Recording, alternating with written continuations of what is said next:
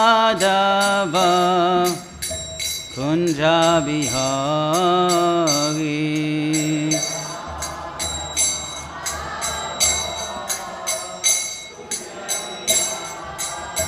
Hare Krishna Hare Krishna Krishna Krishna Hare Hare Hare Rama Hare Rama Rama Rama Hare Hare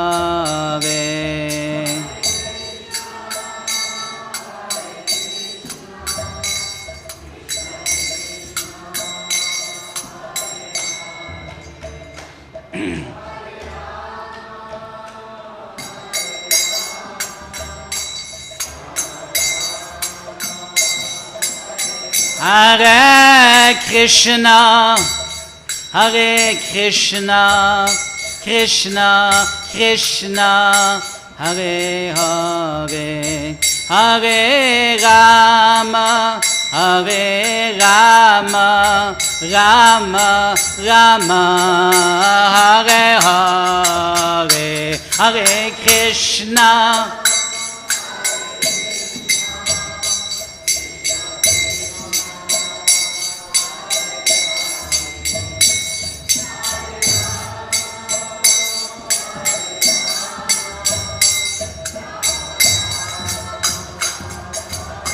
Hare Krishna, Hare Krishna, Krishna Krishna, Hare Hare, Hare Rama, Hare Rama, Rama Rama, Hare Hare, Hare Krishna, Krishna Krishna.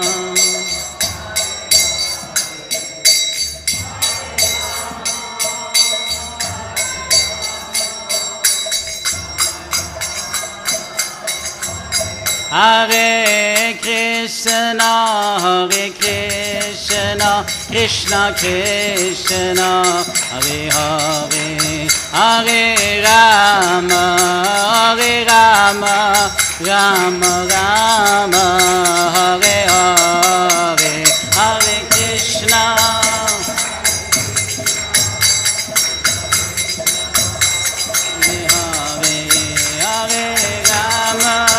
Hare Rama, Rama Rama, Hare Krishna, Hare Krishna, Krishna Krishna, Hare Hare, Hare Rama, Hare Rama, Rama Rama, Hare Hare, Hare Krishna, Hare Krishna, Krishna Krishna,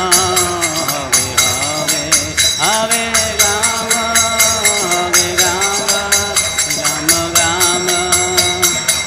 Jaya Krishna Balaram, Krishna Balaram, Krishna Balaram, Jaya Krishna Balaram,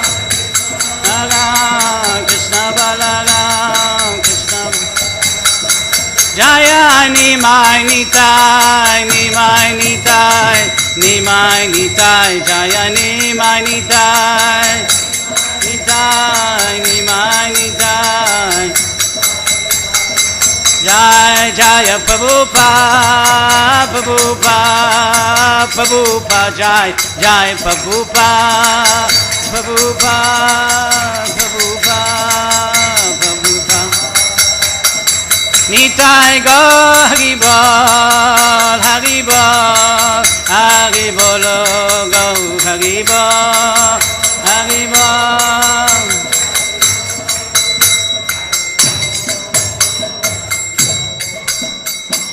Jai Nitalila Bhavishna Vishnu Pad Paramamsa Parivajikacharya Sata Srimad Divine Grace A.C. Bhaktivedanta Swami Shlupad Ki Ananta Koti Vaishnavindi Ki Ganta Srimad Bhagavatam Ki Srila Prabhupada's Transcendental Book Distribution Ki Shri Harinam Sankirtan Yagya Ki Shri Hare Krishna Mahamantra Ki Gopimanandi All good assembled devotees, all good assembled devotees, all good assembled devotees, all good to Shri Guru Ganga. Om Namo Bhagavate Vasudevaya. Om Namo Bhagavate Vasudevaya. Om Namo Bhagavate Vasudevaya.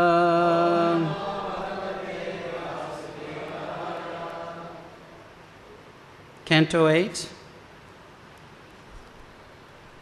Chapter 23, entitled The Demigods Regain the Heavenly Planets, and it's text 7 and 8. On the board you have 8. So we'll read the Sanskrit of 8, go back on the 7 text, and read 8 texts in purport. Chicham tava iti ihitam aho amita yogamaya lila Vishishta Bhuvanasya Vishagadasya Sava Atmana Samadrisha Avishama Swabhava Bhaktipriya Yat Asi Kalpataru Swabhava Chitam tave itamaho mita yogamaya Lila vishishta bhuvanasya vishagadasya Savatmana samarisho vishama swabhavo Bhaktapriyo yarasi kalpataru swabhava Chitam taveitam ahomita yogamaya Lila vishishta bhuvanasya vishagadasya Savatmana samadrisho vishama swabhavo Bhaktapriyo yarasi kalpataru swabhava Chitam taveitam avamita yogamaya Lila vishishta bhuvanasya vishagadasya Savatmana samadrisho vishama swabhavo Bhaktapriyo yadasi kalpataru swabhava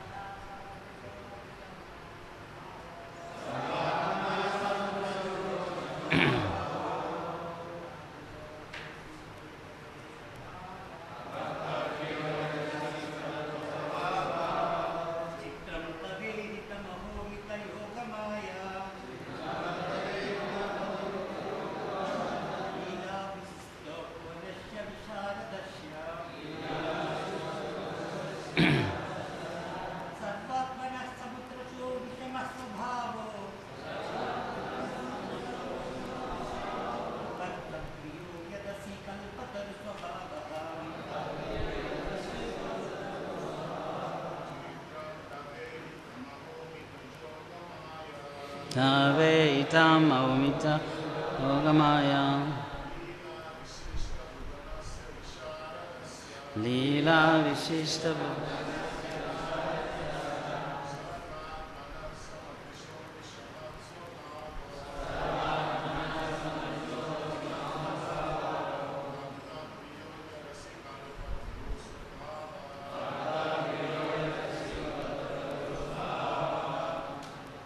Mataji's.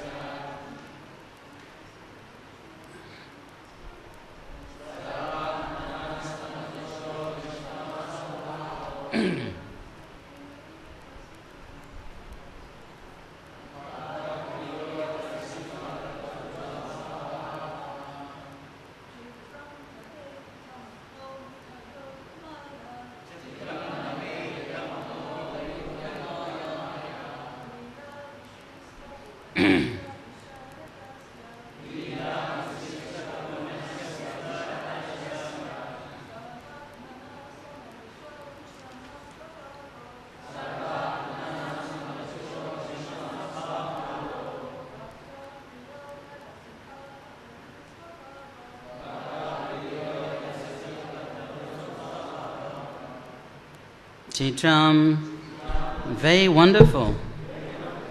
Tava iti ihitam, all your activities. Aho, alas, amita, unlimited. Yogamaya, of your spiritual potency. Leela, by the pastimes. Vishishta bhuvanasya, of your lordship, by whom all the universes have been created. Vishardasya, of your lordship, who are expert in all respects. Sarva Atmana, of your lordship, who pervade all. Samadrisha, and who are equal toward all. Avishama, without differentiation. Swabhava, that is your characteristic. Bhakta Priya, under the circumstances, you become favorable to the devotees. Yat, because, Asi, you are, Kalpataru Swabhava, having the characteristic of a desire tree. So we're going to read text 7 and text 8 and purport. This is Bali Maharaj speaking. O supreme shelter of everyone, great personalities like Brahma enjoy their perfection simply by tasting the honey of rendering service at your lotus feet. But as for us, who are all rogues and debauchees, born of an envious family of demons, how have we received your mercy? So Brahma, that's natural, he serves you. But us, how have we got your mercy? It has been possible only because of your mercy is causeless. Text 8. O my Lord, your pastimes are all wonderfully performed by your inconceivable spiritual energy and by her perverted reflection, the material energy. You have created all the universes as the super soul of all living beings. You are aware of everything, and therefore you're certainly equal toward everyone. Nonetheless, you favor your devotees. This is not partiality. However, for your characteristic is just like that of a desire tree, which yields everything according to one's desire. Purport by His Divine Grace, A.C. Bhaktivedanta Swami Srila Prabhupada Ki. So the Lord says in Bhagavad Gita 9:29 that I envy no one, nor am I partial to anyone. I'm equal to all. I don't think Hiranyaksha and Hiranyakashipu would agree with that. But whoever renders service unto me in devotion is a friend, is in me, and I'm also a friend to him. The Supreme Personality of Godhead is certainly equal towards all living entities. But a devotee who fully surrenders at the lotus feet of the Lord is different from a non-devotee. In other words, everyone can take shelter of the lotus feet of the Lord to enjoy equal benedictions from the Lord. But non-devotees do not do so, and therefore they suffer the consequences created by the material energy. We can understand this fact by a simple example. The king or a government is equal to all his citizens. Therefore, if a citizen is capable of receiving special favors from the government that is offering such favors, this does not mean that the government is partial. One who knows how to receive favors from the authority can receive them, but one who neglects, who does not neglect these favors and does not receive them. And one who does not neglects these favors. Okay, I'll repeat that. One who knows how to receive favors from the authority can receive them, but one who does not neglects these favors and does not receive them. It's like I have a plate of prasad, I'm giving samosas, some are taking, some are not taking. So those not taking are saying, hey, you partial, they're taking the samosas. Yeah, you also take the samosas. So he's saying that the government, he's giving equal opportunity, some are taking, some are not taking. So you can't say the government is partial, he's offering to everyone. If you're not taking, that's your issue. There are two classes of men, the demons and the demigods. The demigods are fully aware of the Supreme Lord's position and therefore they are obedient to him. But even if demons know about the supremacy, Hiranyaksha, he was a scholar. Ravana was a scholar. They knew everything. They were not like stupid people. They knew the Vedas. They knew the scriptures. They're the cousins. They knew everything. It's just they decided not to serve as per the Vedas. So the demons, but even if demons know about the supremacy of the Lord, they purposefully defy his authority. It's a choice. Therefore, the Lord makes distinctions according to the mentality of the living being. But otherwise, he's equal to everyone, like a desire tree. The Lord fulfills the desires of one who takes shelter of him. But one who does not take such shelter is distinct from the surrendered soul. One who takes shelter at the lotus feet of the Lord is favored by the Lord, regardless of whether such a person is a demon or a demigod. Om Jnana Timandasya Jnanan Jnana Shalagaya Aksholomitam Jena Tasmai Shri Gurave Namah. Shri Chaitanya Manu Vishram Shtapitam Jena Bhutale Swayam Rupa Gadamayam Dadati Swapadantikam. Shri Krishna Chaitanya Prabhu Nityananda Shri Advaita Gadada Shivasadi Gaura Bhaktavinda. Hare Krishna Krishna Krishna Hare Hare, Hare Rama Rama Rama Hare Hare. Vanchakalpatubhyacha Kripasinubhyaivacha Patitanam Pavanebhyo Vaishnavebhyo Namo Namaha. Nama Om Vishnu Padaya Krishna Pishtaya Bhutale Srimate Bhakti Vedanta Swaminiti Namine. Namaste Saraswati Deve Gauravani Pachayane Nivishesha Shunyavadi Pachatiteshtaine. So Arjuna, he was saying to Krishna that what's the use to have a kingdom like the heavenly planets on earth if everyone you can enjoy them with is dead? You know that? You remember that in the Bhagavad Gita? What's the use? Because for us to enjoy, we need others. Now Krishna, he creates his own play dates. Like for example, when Brahma stole the cows, he stole the calves, he just sat down and created more. Now when we want to create play date for our kids, we have to call, we have to make an arrangement, we have to bring the kids, you have to make so many arrangements. But Krishna doesn't have that problems. He just creates his own stuff. He wants Lakshmis, he wants coward boys, he wants demons. He just creates them because he's independent. He's Swarat. But we're not Swarat, so we always need some people either to help us enjoy or to be part of the enjoyment. Either they provide tools of enjoyment or either they're part of our own enjoyment. If not, we can't enjoy. We're dependent on others to enjoy.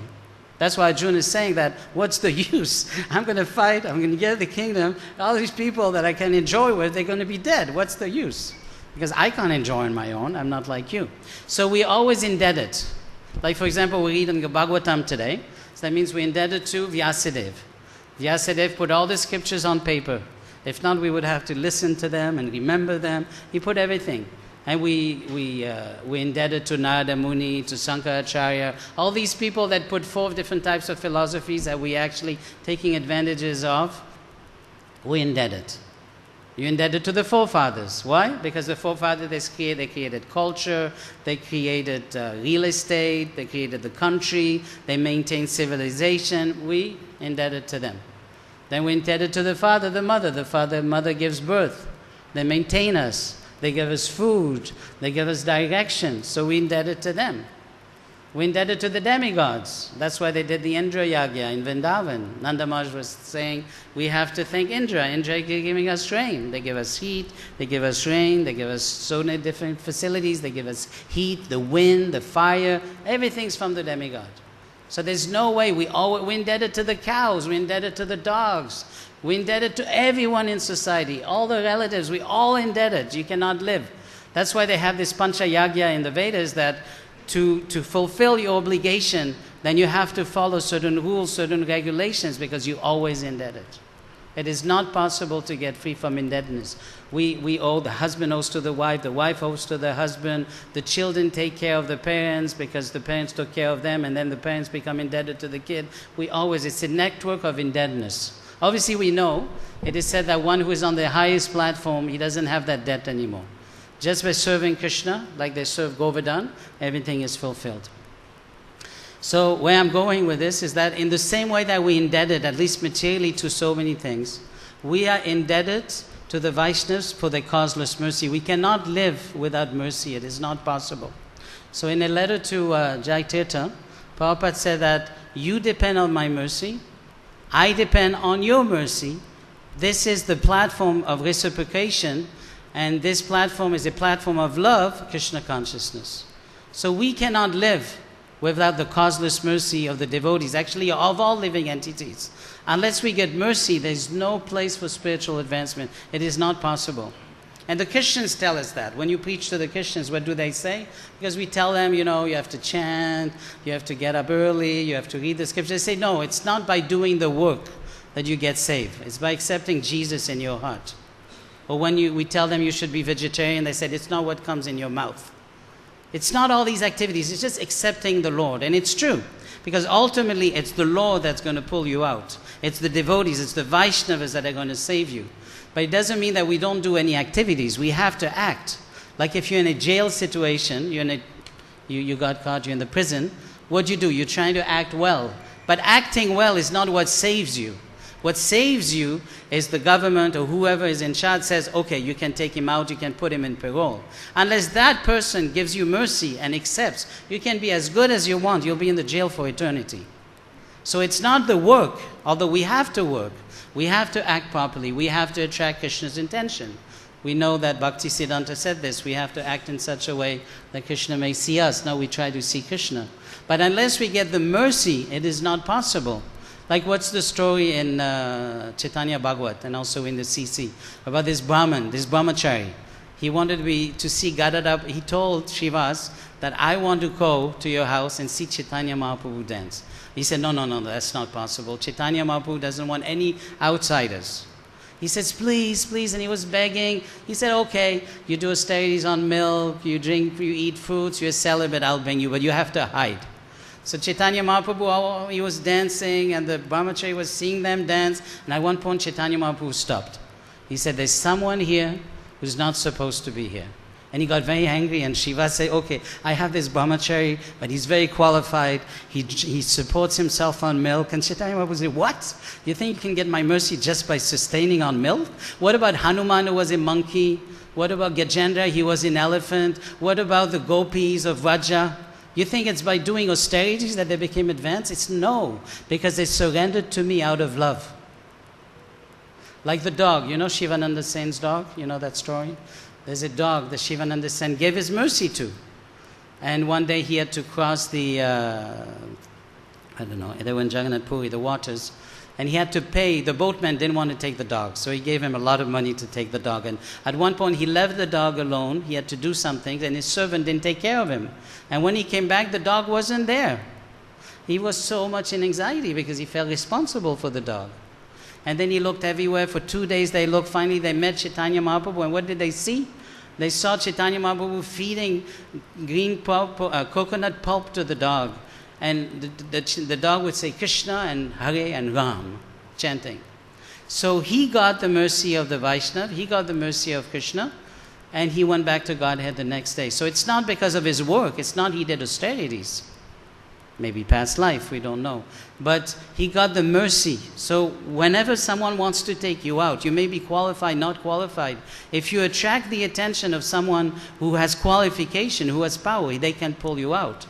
So we can chant all we want. We can serve all we want. But if we don't have the mercy of the Vaishnava, see, we're thinking that I can offend devotees. Sometimes devotees are thinking, I'll respect the sannyasis, I'll respect the senior devotees, but I'm not going to respect, the bhaktas or everyone.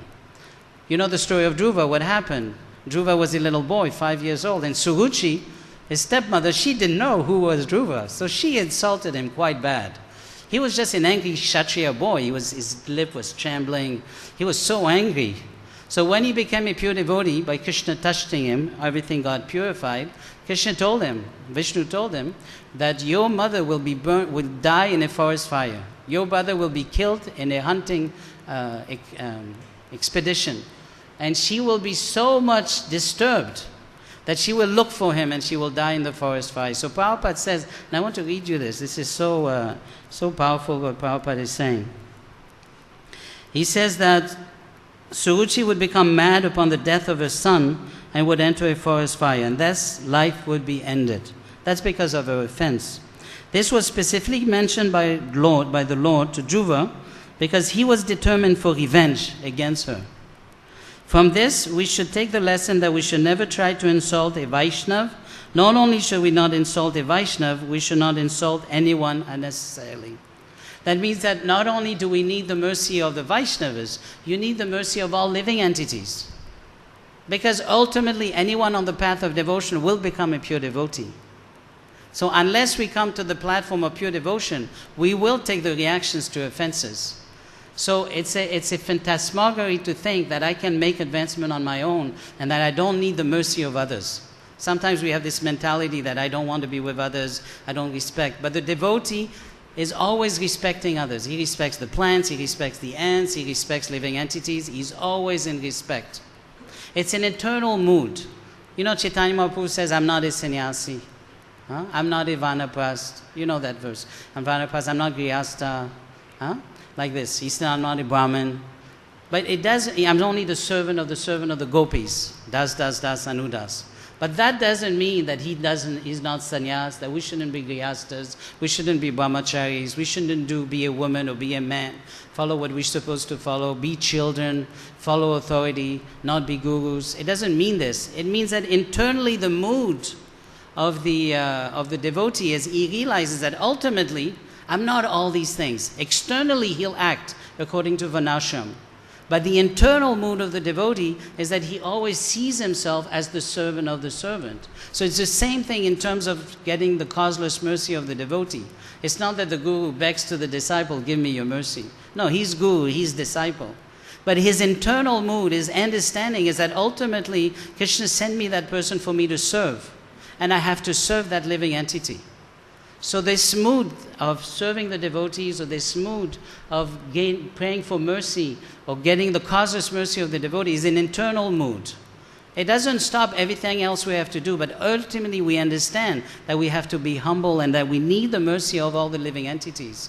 Because we see that devotees who lose the mercy, as you offend devotees, and offenses are very small, but you do certain things and the devotees become displeased with you, gradually you lose your spiritual potency. You lose taste in chanting, you don't want to get up, you lose taste in reading and association. Everything starts dwindling because ultimately we depend on the mercy of others.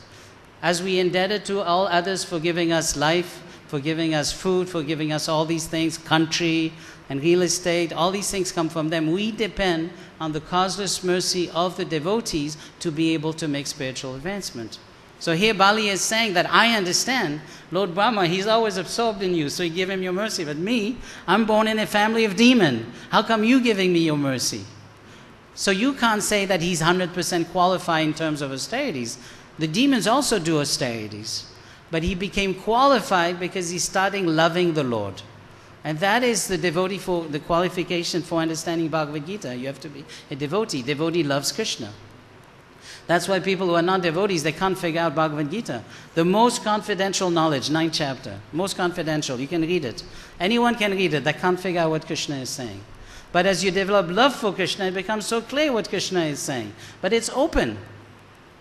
It's not in hieroglyphs, it's not in a different codes, it's in English or it's in Sanskrit. Everyone who can read the language can understand the confidential. But unless there's love, they can't understand.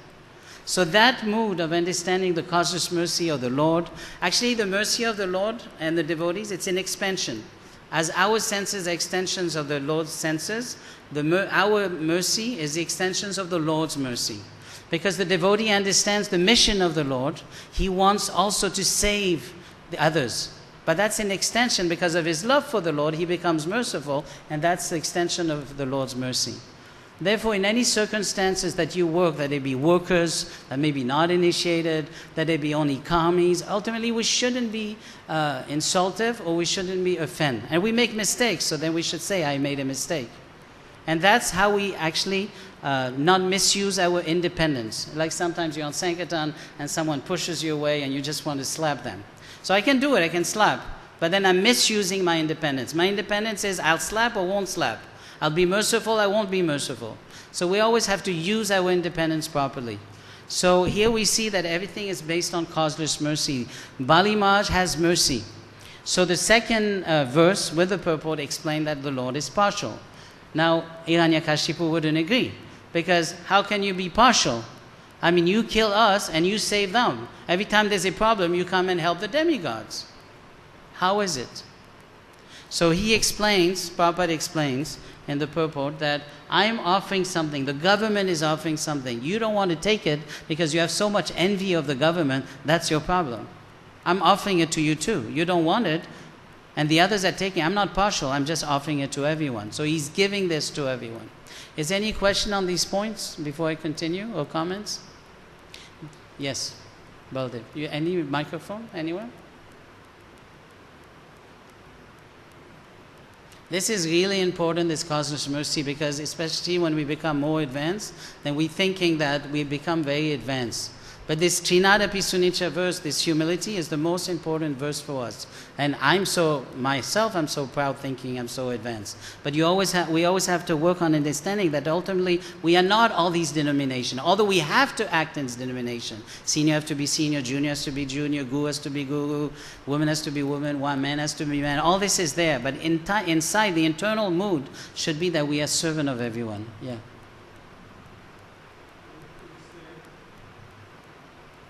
He said, austerity doesn't someone qualify to get Lord mercy. But on another point, see that someone, even doesn't matter how exalted position is, never give up charity, austerity, and penance. They shouldn't give up. Yeah. So it shows this really emphasizes or give importance of austerity. No, I'm not saying you shouldn't do austerity. You have to do all these things. You have to get up in the morning, you have to chant. But it's not because you do these things you'll be saved. Ultimately, Krishna has to pull you out. Like in the jail, I'm a good boy. I'm not fighting with anyone. I'm doing my work. But unless the government official says, yes, release him, I'm not going to be released. So I can do this unless I get their mercy. So I'm trying to attract their attention, saying, look, I'm a good boy. But if the officials don't give me the mercy, I'm not going to be saved. So simply, unless I get the mercy of the devotees, there's no way to be saved. I can do this for thousands of years. But I will get the mercy by pleasing them. But if I do all these austerities and I do them in a puffed up heart, thinking I'm very special, then I'll lose. I'll make offenses. And sometimes we don't see, but it's all these different little offenses that makes us fall down. Like when someone's very advanced, it takes time to fall down, but it happens. When someone is not so advanced, it goes faster. But because someone's more advanced, he has built more punya, so it's more difficult. But if he commits offense and little thinking, I'm so advanced, I'm guru, I'm sannyasi, I'm this, and not respecting, then gradually that will also affect. So austerity, obviously, you have to do. But ultimately, we have to understand, unless Krishna looks at us, like, in devotee, she's mother of Kapila. So Kapila's preaching to her. And devotee, and Kapila smiling to her. I told you that before. So what does Prabhupada says? If Krishna smiles at you, what else do you want? You just need Krishna to smile at you. And I gave that example last time. We have devotees in the movement, Prabhupada disciple like Shorab, Prabhu, who built Bombay and Vrindavan. For 30 years he was out of the movement. But he pleased so much Prabhupada that at the end of his life, Krishna brought him to Vrindavan and he died in Vrindavan. Because he got the mercy. Now we shouldn't think that I just want to get the mercy, I do what I want. But ultimately we need mercy. We have to beg for mercy from all the devotees, from everything, especially in the Dham. We live in an ocean of mercy. The holy books, the holy land, the holy devotees, the holy name, the holy everything. We're in the holy land. So we have to be very careful to get the holy of everything, to get the association of everything. And it's only at that point we will get the strength to overcome the material desires and become advanced and get free from material entanglement. Does it make sense? Any other question or comments? No? Yes. Can you take the mic? It's easier.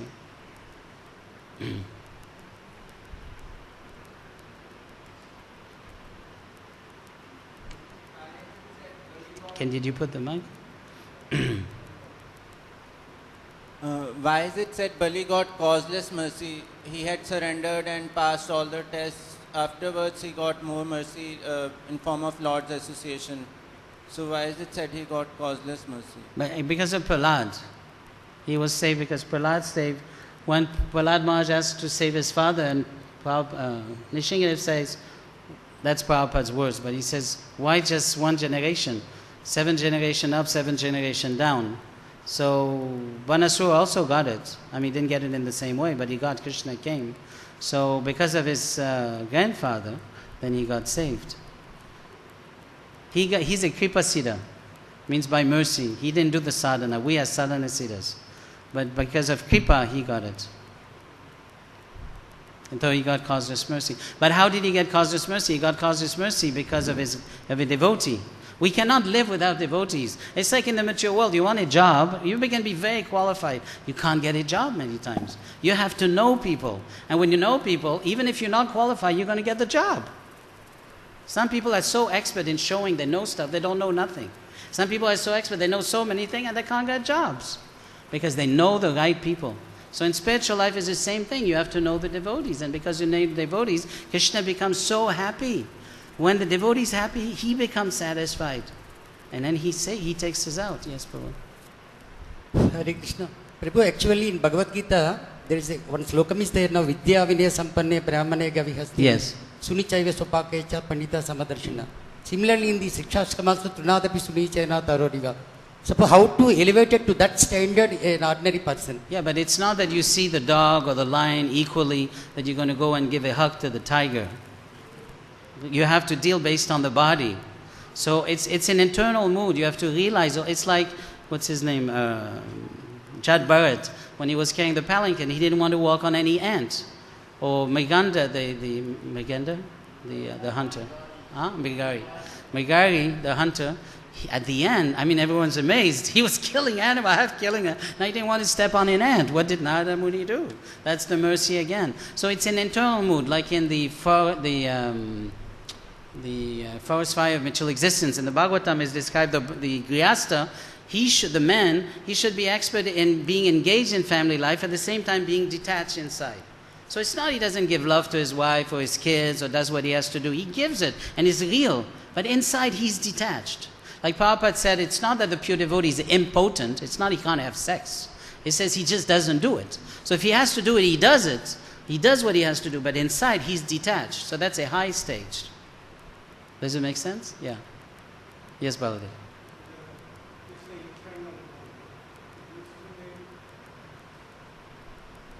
No, why I'm saying, I know you're going to say, but one second. Why I'm saying internal mood is sometimes people use these verses to destroy Varnashram.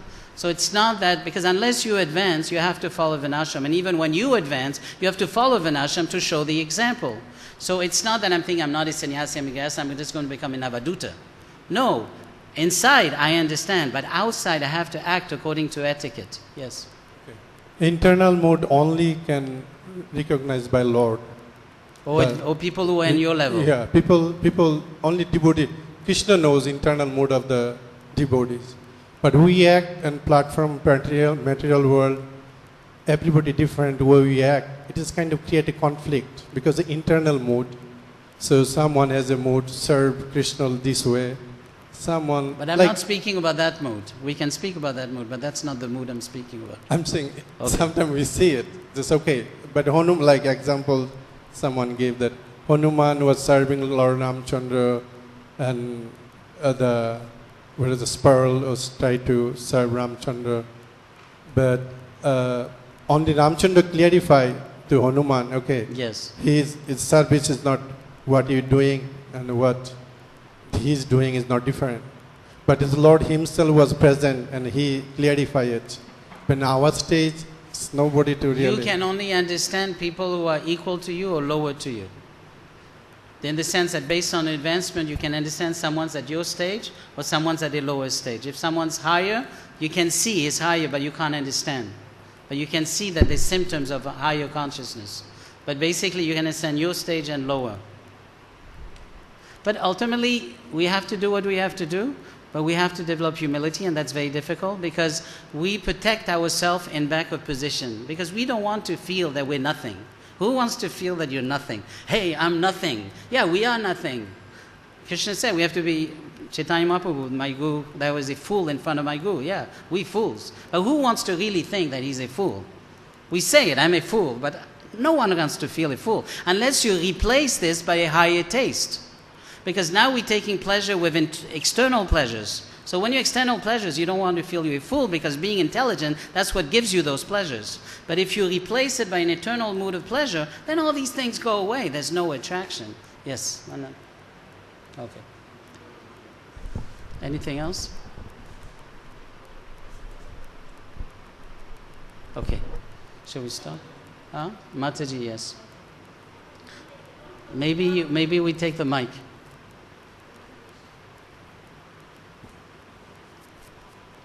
Krishna Prabhu.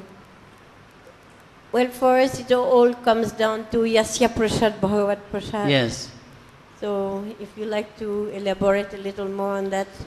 But Yasya Prasad is not just Guru. In the sense, yeah, by the mercy of Guru, you get the mercy of Krishna. But the mistake that when we neophyte stage is to think that I just worship Guru, sannyasis. Ultimately, the mood, and Prabhupada says that we shouldn't honestly insult anyone. And sometimes when we're trying to be in a certain position, you know, in the material world, if you put someone down, you feel up. So we still, as devotees, sometimes keep a certain mood. We want to feel important because we don't feel transcendental pleasure. When you feel transcendental pleasure, like for example, the Avaduta Brahman, if you know the story, there's a prayer that the sannyasis sing. He was, people, you know, the kids were passing urine on him, they were spitting on him, they were throwing stone, and he was disturbed. And at one point he says, what is all this? It's not their fault, it's my karma, it's not the demigods. He realized his position, who he was, and then he became undisturbed. Like, what's her name? Pingala, she was a prostitute, right? So she waited all night for a man. No one came, and finally she became so disgusted, and she started realizing that, what am I doing? So when we come to the point of realization, we can come to the point of respect, that I'm nothing. So if I'm nothing, how I can't respect everyone? But if I want to promote myself, then it's very difficult because people will be competing with me. People, he's my competitor, that one's my competitor, that's my friend, that's my enemy, because I want to be promoted. So unless we come to that stage, and so Yasya Prasad is not just Guru, yes, we have to get the mercy of all the devotees. Like the disciple, the senior disciples, or the senior godbrothers or godsisters, they're like Guru. The godbrothers of the Guru, he's like Guru. There's so many Shiksha Gurus. So, does it make sense? Yeah? Anything else? Okay, I think we'll stop. I had more, but let's always ask questions. But thank you very much. All goes to Prabhupada.